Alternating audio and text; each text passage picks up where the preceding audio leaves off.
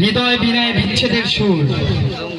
আজকের এই অনুষ্ঠানে উপস্থিত পরম শ্রদ্ধেয় সভাপতি মহোদয়, প্রধান অতিথি সহ বিভিন্ন ব্যক্তিবর্গ, আমাদের জ্ঞানালোকের বাতিগত বিজ্ঞ শিক্ষক শিক্ষিকা মণ্ডলী, আমার সামনে উপবিষ্ট বিদায়ী সংবর্ধিত অগ্রজ বড় ভাই ও স্নেহের বোন, আমার সহপাঠী বৃন্দ এবং উপস্থিত প্রিয় অনুজ ছোট ভাই ও বোন, সবাইকে জানাই অনুজদের পক্ষ থেকে সশ্রদ্ধ সালাম ও আন্তরিক শুভেচ্ছা। আসসালামু আলাইকুম ওয়া রাহমাতুল্লাহি ওয়া বারাকাতুহু। হে শ্রদ্ধাভাজন বিদায় অগ্রজবৃন্দ, বিচ্ছেদের এই বিষাদঘন ক্ষণে আমাদের হৃদয়ে আজ বেদনার মেঘ জমেছে। কবির ভাষায় সেই আকুলতা পথ বেঁধে দিল বন্ধনহীন গ্রন্থি, বিদায় বেলায় জাগে সে করুণ মিনতি। আপনাদের এই বিদায় কেবল নতুন এক মঞ্জিলের আহ্বান, ঐশী বাণীর অমোঘ ঘোষণাই হোক আপনাদের আগামীর পথ প্রদর্শক। মানুষ তাই পায় যা সে চেষ্টা করে। সূরা আন-নাজম আয়াত নং 39। স্মৃতিপথে আঁকা আপনাদের স্নেহ ও শাসনের অম্লান দিনগুলো আমাদের হৃদয়ে চিরকাল স্পন্দিত হবে। অন্তিম লগ্নে কবির ভাবনায় অশ্রু প্রদীপে জালি বিদায় আরতি, স্মৃতিরা থাকুক হয়ে জীবনের সাথী। হে জ্ঞানের প্রতীক, আজ জীবনের এক অম্লমধুর সন্ধিক্ষণে দাঁড়িয়ে আপনারা বিদায়ের করুণ রাগিনী বাজাচ্ছেন। আপনাদের এই প্রস্থান আমাদের হৃদয়তন্ত্রীতে এক বিষাদময় সুর তুলছে। যে পথ একদিন আপনাদের এই পূর্ণময় আঙিনায় পথ দেখিয়ে নিয়ে এসেছিল, আজ সেই পথই আপনাদের উচ্চতর মঞ্জিলের দিকে হাতছানি দিচ্ছে। এই বিচ্ছেদ ক্ষণে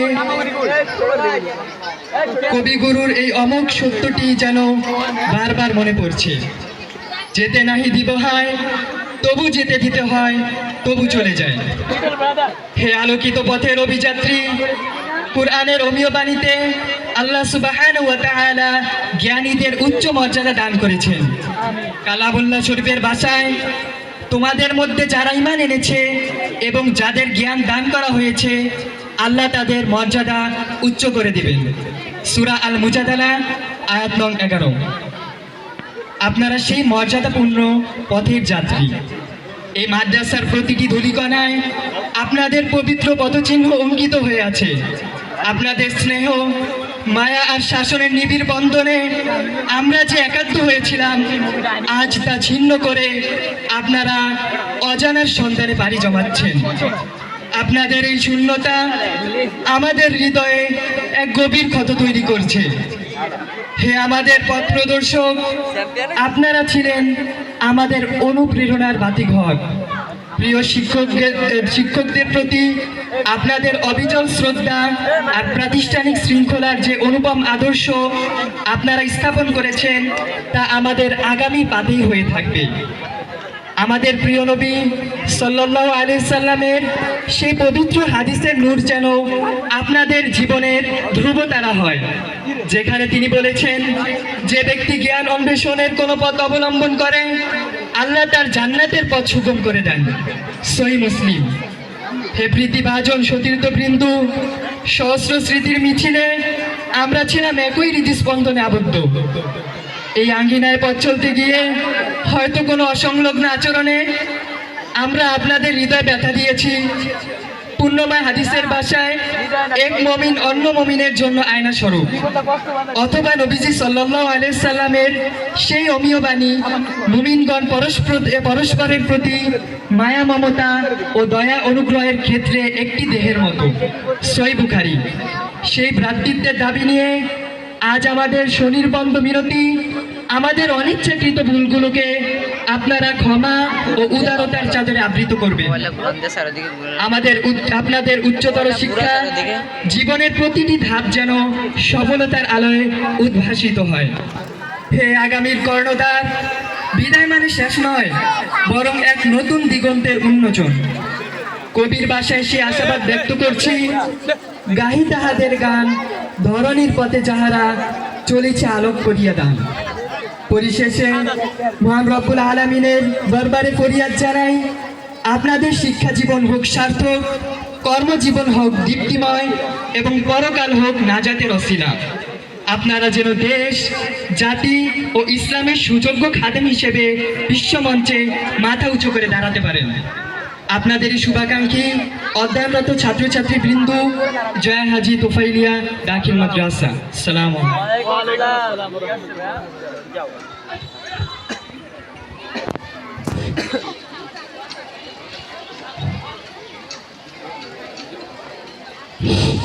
সুসম্মানিত উপস্থিতি, এই পর্যায়ে এখন আপনাদের সামনে পরীক্ষার্থী ছাত্রছাত্রীদের পক্ষ থেকে বক্তব্য রাখবেন অত্র প্রতিষ্ঠানের পরীক্ষার্থী ছাত্রী মোসাম্মদ ফারিয়া আক্তার।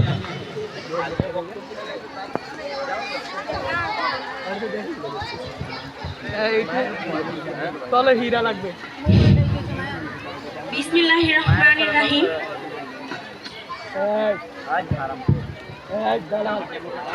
এত দ্বারা জয় হাজি তোফাইলিয়া দাখিল মাদ্রাসায় কর্তৃক আয়োজিত দাখিল 2026 সালের বিদায় উপলক্ষে আজকের এই অনুষ্ঠানে উপস্থিত প্রধান অতিথি, বিশেষ অতিথি ও আরও উপস্থিত অত্র মাদ্রাসার সম্মানিত অবসরপ্রাপ্ত সুপার মাওলানা মোহাম্মদ আবু তাহের হুজুর।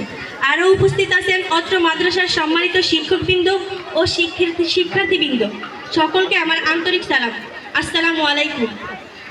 আজ আমাদের জন্য একটি বিশেষ দিন, কারণ আজ আমরা এমন একটি সময়ের বিদায় নিচ্ছি যা আমাদের জীবনের সবচেয়ে সুন্দর স্মৃতিগুলোর অংশ হয়ে থাকবে। এই শিক্ষা প্রতিষ্ঠানে কাটানো দিনগুলো শুধু পড়াশোনা নয়, বরং বন্ধুত্ব, শৃঙ্খলা, দায়িত্ববোধ এবং মানবিকতার শিক্ষাও দিয়েছে। আমাদের সম্মানিত শিক্ষকবৃন্দ শুধু পাঠ্য বইয়ের জ্ঞান দেননি, বরং জীবনে ভালো মানুষ হওয়ার পথ দেখিয়েছে। তাদের ধৈর্য, ভালোবাসা ও ত্যাগ আমরা কোনোদিন ভুলব না। প্রিয় সহপাঠীরা, আজ থেকে আমাদের পথ আলাদা হলেও স্মৃতিগুলো থাকবে চিরকাল। হাসি, আনন্দ, কষ্ট, সাফল্য সবকিছু মিলেই আমাদের এই যাত্রা। সবশেষে এই প্রতিষ্ঠানের প্রতি কৃতজ্ঞতা জানিয়ে নতুন জীবনের পথে এগিয়ে যেতে চাই। সবাই আমাদের জন্য দোয়া করবেন যাতে আমরা জীবনে সৎ ও সফল মানুষ হতে পারি। ধন্যবাদ সবাইকে। আসসালামু আলাইকুম।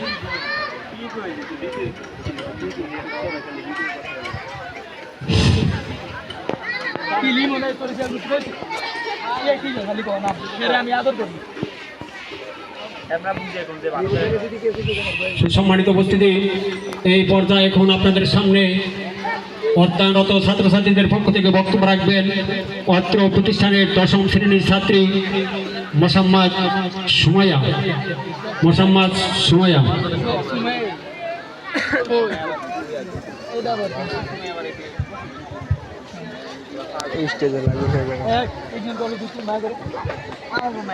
সফলতা অর্জন করতে হলে তোমাকে অবশ্যই কঠোর পরিশ্রম এবং অধ্যবসায় করতে হবে।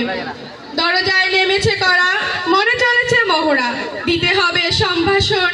অশ্রু নয়নে ভেঙে যাওয়া মনে জানাই বিদায়ী অভিনন্দন। 2026 সালের এসএসসি ব্যাচের বিদায় উপলক্ষে আয়োজিত আজকের এই অনুষ্ঠানে উপস্থিত সম্মানিত সুপার, সম্মানিত প্রধান অতিথি, শ্রদ্ধায় শিক্ষক মণ্ডলী, বিদায়ী ভাই ও বোনেরা, সতীর্থ বন্ধুগণ, স্নেহের অনুজ ও উপস্থিত সকলকে জানাচ্ছি আমার অন্তরের অন্তঃস্থল থেকে সালাম ও শুভেচ্ছা। আসসালামু আলাইকুম। আজ বিদায়ের লগ্নে থেমে যায় শিশির সিক্ত কোলাহল, ছোটদের হৃদয়ে অশ্রু জমে, আপনাদের আগামী দিন হোক উজ্জ্বল। প্রিয় বিদায়ী ভাই ও বোনেরা, আজকের এই বিশেষ দিনে যখন আপনারা আমাদের কাছ থেকে বিদায় নিচ্ছেন, আমরা জানি এটি শুধুমাত্র সময়ের শেষ নয়, বরং একটি